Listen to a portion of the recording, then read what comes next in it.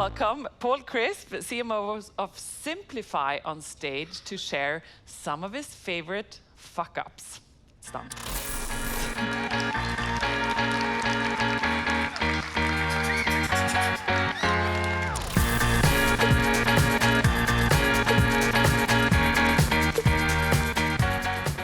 Hello, can everyone hear me? They can, because I can hear myself quite loudly. So that makes a lot of sense. My name's Paul Crisp. I'm the CMO from Symplify. Obviously, the theme of this year's event is what the fuck. We looked at that quite early, and we decided to kind of play with it a little bit and talk about what the fuck up. So what we're kind of getting at here is when the heart is in the right place, but the execution goes awry. Now, we've been in the business for 20 years. We started in the year 2000. So you can imagine as we've worked kind of diligently with people using marketing, communication, automation, fostering a kind of intelligent testing strategy, conversion testing, we've come across more than a couple of fuck-ups along the way. So we thought we'd share some of them. It feels quite unusual to say fuck so many times in one presentation. I'm English, so for me it's quite a strong word. And in Sweden, you just sort of spit it out. It's no problem. But at home in England, we don't swear as much, but we called it what the fuck up, so there's not much I can do now. Just going to have to plow on. So our very first fuck up, I'm going to begin and end the presentation by talking about us, our company, just so that you don't feel that we're very mean and hanging other people out to dry. So our first fuck up, that was timing. Year 2000, we were like looking out and everything is kicking off for the dot-com boom. Let's get in there. Let's get a piece of this. Let's have an email marketing tool that we can just launch. We're going to be just masters of our own destiny. The problem was that happened to the dot-com rush, and obviously everything crashed, caused a massive global downturn. So the first 2 years of our existence were spent kind of fighting for survival in the kind of post-apocalyptic dot-com world. So timing, the timing fuck up, the do's and the don'ts of marketing. Here we go. This is our first one. Now, the names have been changed to protect the innocent here, largely for legal reasons. But essentially, what we're talking about here is a major Scandinavian clothing label. And what they decided to do, based primarily on one person's analysis, was somebody was crunching the numbers there, and they looked through and they said, hey, people that are using site search, they convert super highly. I've got an excellent hypothesis. Let's increase the search bar to make more people use search and therefore, increase the conversion rate. Sadly, what they ended up doing was rolling up a really ghastly search bar, which took over the majority of the actual site that people wanted to visit. Now, did this hypothesis work? Alas, no. And why didn't it work? Well, A, because obviously you can see kind of how ghastly that looks if you were looking on a mobile. But the problem was the actual person in question had just analyzed the people that used the search function on the site, and that was just 4% of the actual users. So giving that to the other 96% that don't use search, you're just creating a particularly unpleasant web experience for them, as opposed to increasing conversion on the actual site. So that's kind of that was our first fuck up there. That's a timing fuck up, and I can tell you why it's a timing fuck up. Because they rolled it out just before Black Friday as well, which is, Black Friday, as you well know, is like Christmas and New Year's rolled into one, but before Christmas and New Year's. So the moral of the story is maybe don't do any kind of major testing around high traffic periods. So that kind of hurt them quite a lot, and obviously annoyed the users somewhat by getting a massive search bar on their page. The very next is the hierarchy fuck up. Now, I hear this a lot from the conversion team at Symplify, the hippo effect, and I like to think that they're not referring to me, but we'll see if they are. I'm definitely not paid that much, so they're probably not. But here is Gustav here at Symplify Conversion. He's illustrated what is the hippo effect. It is the highest paid person's opinion. So here's the hippo, played by Jack Nicholson here. Here are their gut feelings, just bang, this is a wicked idea, let's roll this sucker out. Here's the CRO specialist recoiling in terror at this person's personal taste that they're about to roll out on a commercial website. Now, the hippo says, they're quite sweet actually, aren't they, hippos, when you look at them like that? But the hippo says, no time to test, I love this, let's roll this sucker out right now. So what's happened here is this is a major major high street branch in the UK, where obviously you can hear that I'm from. I mean, they've made a painful but successful transition into the digital sphere as well. A lot of high street shops in the UK have just folded for the last 10, 15 years because they haven't kept up with e-commerce. So this company have managed to do it, but they weren't entirely happy and they fancied a little redesign. So that's exactly what they did. Here we can see on the left-hand side, before the redesign, kind of slimmed off site, kind of pretty obvious. You've got a nice little call to action there on the sales and stuff. And here on the right side, the kind of more sleek, hippo version of somebody at the very top of the organization was, let's roll out a redesign. That fell at terminal velocity all the way to the bottom of the organization, and the redesign was rolled out without any testing whatsoever. Now, for full disclosure, I actually quite like the one on the right, opposed to the one on the left, but sadly I was in the minority because it led to 8% less revenue, and that's not discounting the cost of a redesign. Everyone here has been a part of a redesign team at one time or another and sort of rebranding and stuff. It's an absolutely painful and emotional process. So the trick here is, what did they want to achieve? Did they want to just redesign the website? Great. Were there any functions that were working on the website? Were there any modules that were working from the old version? Want to improve the buyer funnel? They didn't do any testing whatsoever. They just decided on an idea and ran with it. And that isn't great. You have to do that in a high street shop because it's difficult to get in information. But digitally, all that data is there. So why wasn't it analyzed?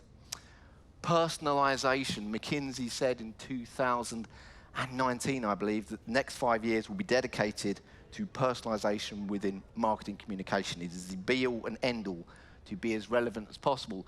So I want to illustrate with this example of how I am not going to visit Paris cheaply. That sounds a little bit odd, but now, as I said, the names have been changed here or censored to protect the innocent and protect myself from any legal action. But this is a large airline in France, possibly the largest airline in France. So with personalization, go big or go home. That's what my darling American colleagues like to say. But my feeling here is start small or don't do it at all.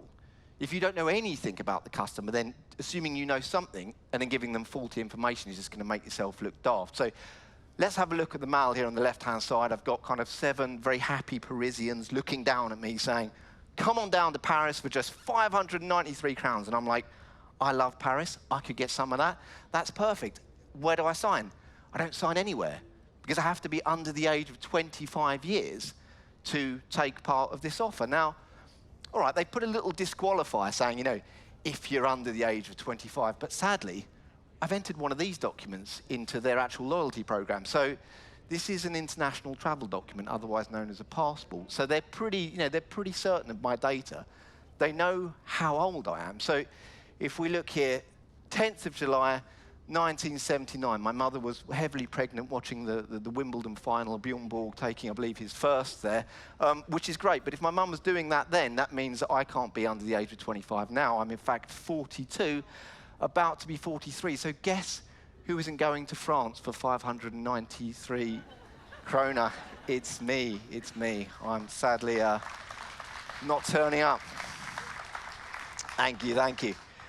So the viral hashtag, this is, it really is a maze of horror. It's easy to fuck up the hashtag hell. So what I'm going to look at now is a large Scandinavian insurance company. And there's kind of always a bit of a tendency for these kind of largest, well-established kind of companies, typically in finance and stuff, that they obviously, you know, want to appear savvy and be a part of social media and of you know, sort of viral marketing in that respect. And they teamed up with Icona Pop, the Swedish pop duo, of a campaign based entirely on empowerment of young women.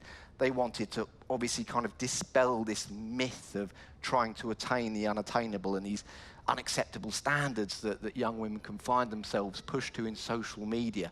So we're going to have to do a bit of translation here, because there are, obviously, this is in English, and there are some people here that don't speak Swedish, but Miss Look Good is typically happy, successful, that type of thing.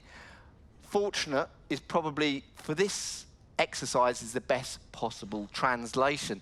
So if we take a look at the actual email, here we go. We're in there. The image itself is incredible. It's very empowering. I'm like, yes.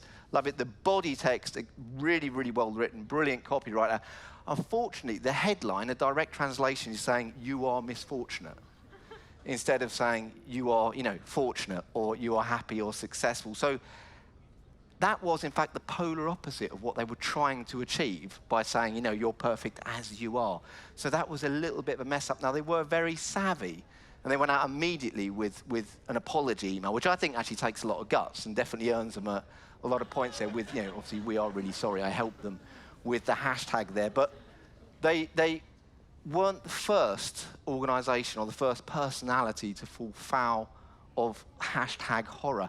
Who knows who this person is?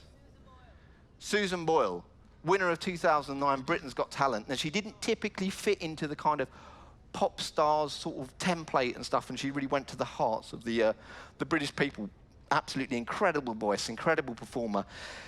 She was releasing her record. The publicist thought, let's get in there with social media, let's get some hype going on Twitter. And they released a hashtag specifically for spreading the news of her album release, which was Susan Album Party. Not Susan's album party, that would have been fine. But no, Susan Album Party, that was what they went for. Now, this spread virally, and as they say, there's no such thing as bad publicity. But in this case, possibly, if there is anyone that doesn't have a mind of a 11-year-old and hasn't figured it out, you could actually read that as Sue Anal Bum Party, which is something completely different, and obviously not what they were looking for. But again, there is no such thing as bad publicity, so it certainly went viral in that respect. So somebody got paid and fired at the same time. And as I said, I'm going to round off with one of our own fuck-ups. And I say this is our favourite. It's almost an existential fuck-up in many respects. It's about spelling. And not to get religious so early in the morning, but let he that is without sin cast the first stone. So being as I've been talking critically about others, I want to just give you a little gig. Now, we went through a huge process of changing the name of our organisation. We wanted to change the name of our company, of what we stood for. We went through these kind of incredibly kind of exhausting but very kind of creative workshops. We kind of got agencies in and everybody spoke to us and they said, what do you think? What do your customers say? And everyone had their own joint session. And we kept saying that people say we're really simple to use, super simple. We thought, well, that must be a positive thing for a platform that customers, experience us as being simple. So we were like, Symplify. Why don't we call ourselves Symplify? We had a quick look on the domain register, and it was free. And it was only $10. So we kind of changed and gave it a little bit of a postmodern spelling. And we were like, $10, that's it. We've got the name of our company. We're ready to go. Unfortunately, we actually misspelled our own name when we were looking for the domain. So we were like, this fits all of the criteria. It's free, it's cheap, it's only $10, and it's good to go. The only minor side is it isn't the actual name that we want to use for the company. It is, in fact, Symplify. So there was a brief moment where we considered doing a wholesale change of just let's take that as the name, and then we sort of panicked, and we had to use kind of one of those bizarre kind of sort of CSI type things with Domain Tracker to find out who owned the actual Symplify.com domain. And I can say there's a high school teacher in Wisconsin who's $6,000 richer and very, very happy that we bought the wrong domain. So just to prove that's even we have made quite a monumental fuck up there. So don't feel bad about yours. But what I want to end up with is, I think this quote is brilliant by Sally Krawcheck here, one of the hot shots on Wall Street, Bank of America executive. She says, if you're not making some noticeable mistakes along the way, you're certainly not taking enough business or career chances. And I don't want to end it there. I want to say that later on this evening, up at Helix, we're going to be kind of enjoying champagne and stuff. We put out some material there where you can have a read and kind of foster conversation about what was your greatest fuck up. What have you done that balls something up completely for the organisation you worked for or are working for now? And kind of share it, and even share it with us. I can't say who bought the wrong domain. They may be here, they may not be here, but you can find out and speak to one of us and see if we'll tell you. I've been Paul Crisp. I still am Paul Crisp, and that's great. And you've been wonderful. Thank you very much for your time. Thank you very much. Thank you.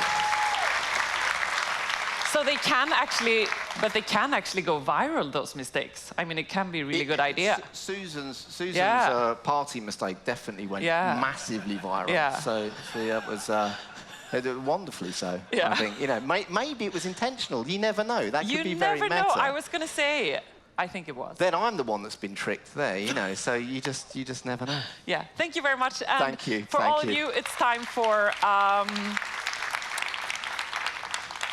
a fika break. And I know you're all thinking, I'm going to check my work email, I'm going to make that phone call. Also, try to talk to someone you haven't talked to before, or just say hi while grabbing coffee. See you soon.